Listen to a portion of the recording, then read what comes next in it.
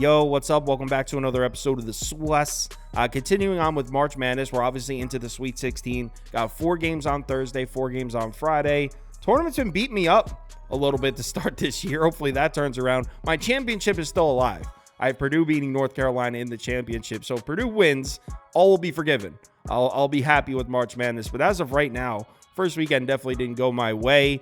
Live show. So we're doing the live stream for March Madness at 4 p.m. Eastern time because all the games are at night. We're going to do the MLB show in the morning because there's day games. So 10:30 a.m. Eastern time, we're going to do the MLB show. 4 p.m. Eastern time will be the March Madness Sweet 16 show. So if you're able to make it, would love to see you in the comments. But in this video, I'm going to go through the 4 games on Thursday. Let's roll. Welcome to the Swiss. The Swiss.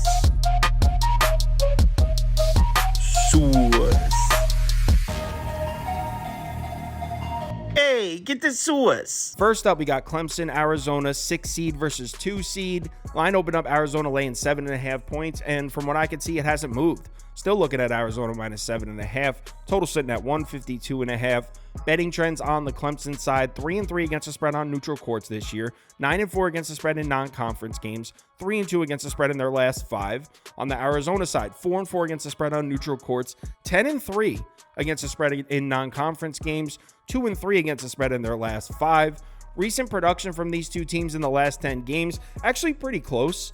Arizona 7-3 in their last 10, 5-2 away from home. Clemson 6-4 in their last 10, 3-3 away from home. So slightly pointing towards Arizona, but look at the strength of schedule here. Pretty dead even, 59th and 60th. Let's take a look at the matchup for Clemson offensively. And you got to give the edge to Arizona on this side. I mean, effective field goal percentage, 26th to 75th. That's not too bad. But look at the rebounding here.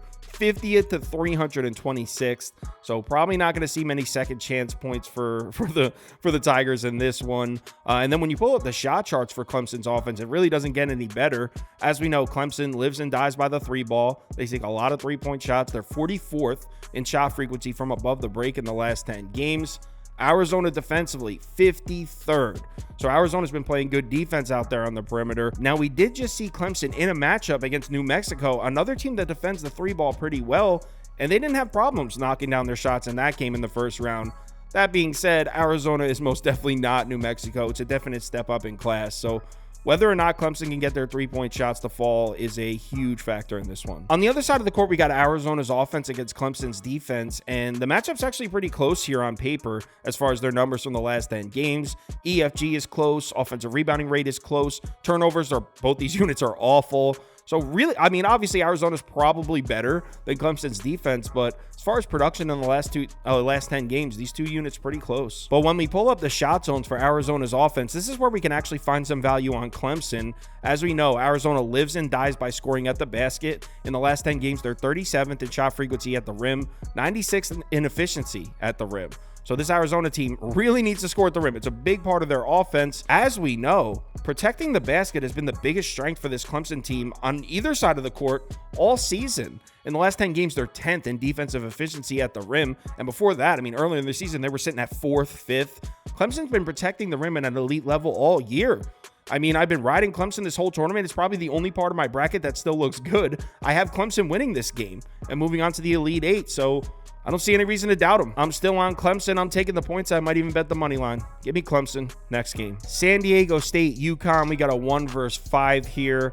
This line opened up Connecticut laying 9.5, but now it looks like it's up to 11. Total sitting at 135.5, 136. So pretty low total in this one. Betting trends on the San Diego State side: 3-4 against the spread on neutral courts, 5-8 against the spread in non-conference play, 2-3 against the spread in their last 5 coming into this. On the Connecticut side, 8-1 against the spread on neutral courts, 9-4 against the spread in non-conference play, and they're coming into this one 4-1 against the spread in their last 5. Recent production from these two teams in the last 10 games, strength of schedule also close, 12th to 18th. The one thing you can point at on this graphic is their record away from home. I mean, UConn 7-1 away from home in that span. San Diego State 5-3 though. So yeah, UConn's pretty dominant, as you know, but these two teams, San Diego State's playing some good basketball as well. Let's take a look at the matchup for San Diego State offensively, and obviously UConn has the edge here. I mean, San Diego State has not been getting their shots to fall recently. They were able to finally get some shots to fall against Yale. That was Yale. This is Connecticut. I mean, EFG in the last 10 games, 308th to 10th. San Diego State can definitely rebound and get second chance opportunities, but is that going to be there against UConn? I don't know. I don't know if you can really rely on that. They also are good at protecting the basketball. They're up at 40th in turnover rate. UConn doesn't force turnovers. So San Diego State should have the maximum number of possessions here, but if they can't get their shots to fall, that's not going to matter. Shot zones for San Diego State's offense, you can point at the long mid-range shot in the corner three. Usually not very frequently used zones, but San Diego State does frequent them.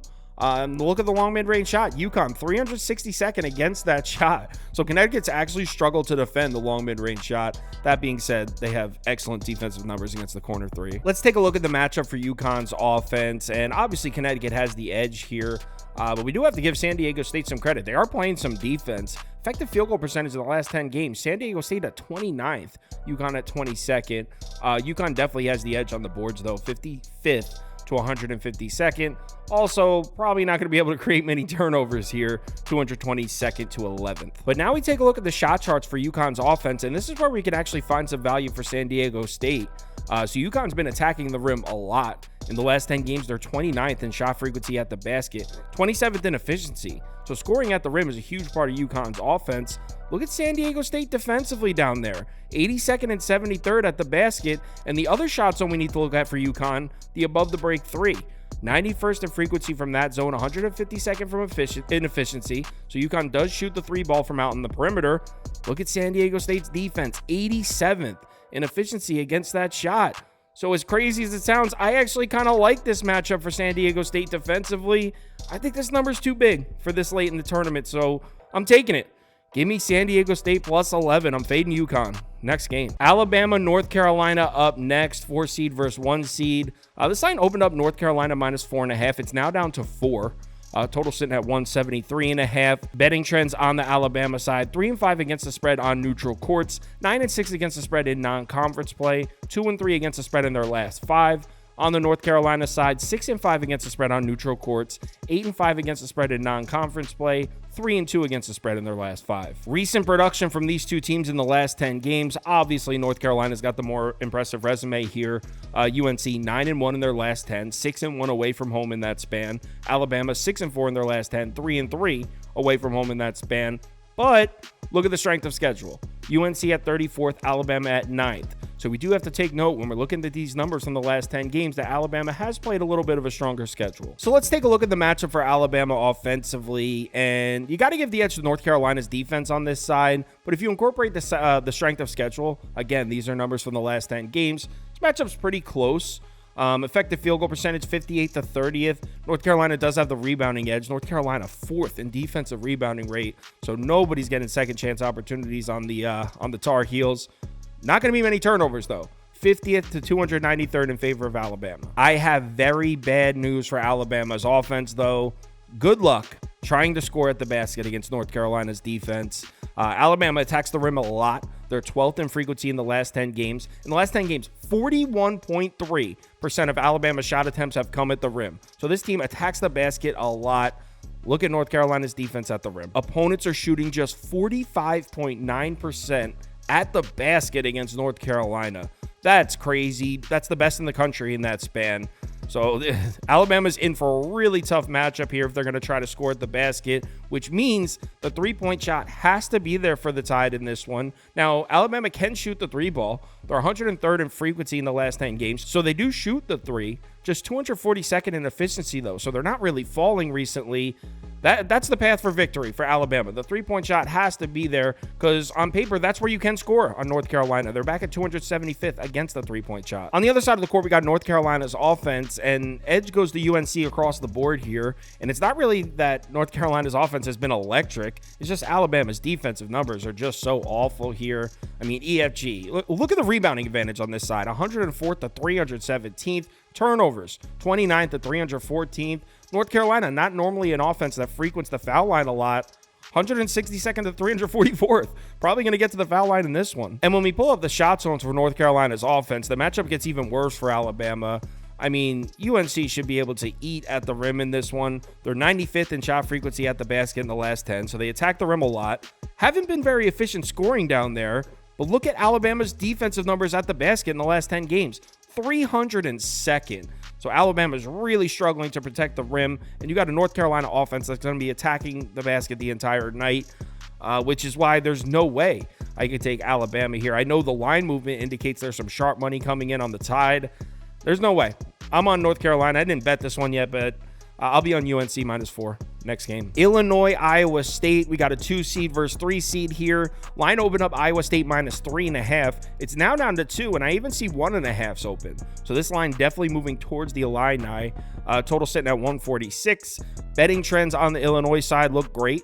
They're 6-1 against the spread on neutral courts this year, 7-4-2 against the spread in non-conference play, 4-1 against the spread in their last 5. Iowa State trends also look great. 5-3 against the spread in neutral courts this year, 11-4 against the spread in non-conference play, 5 covers in a row. They're 5-0 against the spread in their last 5. Recent production from these two teams in the last 10 games are pretty spot on even here. Both of these teams 9-1 in their last 10. Illinois, a perfect 7-0 away from home in that span, with the 5th strongest schedule in the country. Illinois is playing some basketball right now. That being said, Iowa State's 9-1, 6-1 away from home in that span against the 19th strongest schedule. So Iowa State's right behind them. The matchup between Illinois' offense and Iowa State's defense is, probably the best matchup between two units in the tournament. This might be the best offense in the country right now against the best defense in the country right now. Based on these numbers from the last 10 games, I'd probably give the slight edge to Illinois, but that's mostly just because of rebounding. In the last 10 games, Illinois 22nd in offensive rebounding rate, Iowa State back in 286th.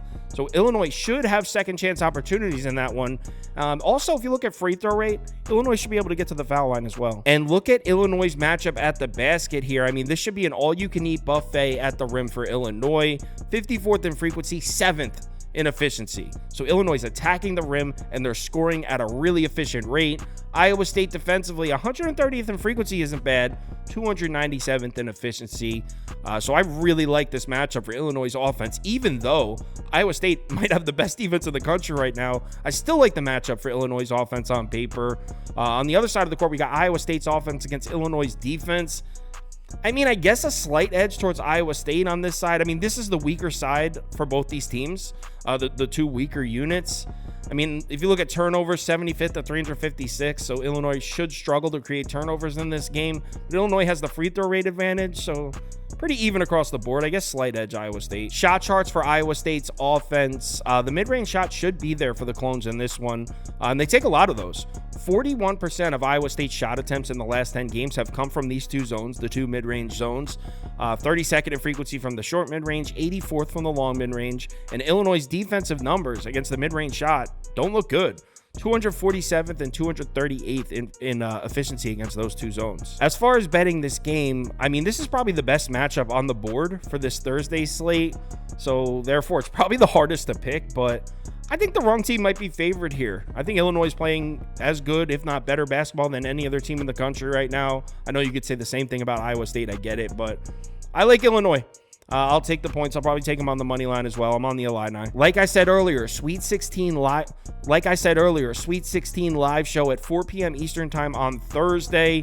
Andy, who almost swept the board on Sunday, Andy, Scoop, and Toast. So we'll get all picks from all of them, the actual college basketball people. I don't bet college basketball professionally, so I'm eager to hear what they have to say. That's at 4 p.m. Eastern time. MLB show, the first MLB show of the year, 10:30 a.m. Eastern time on Thursday, I'm sorry.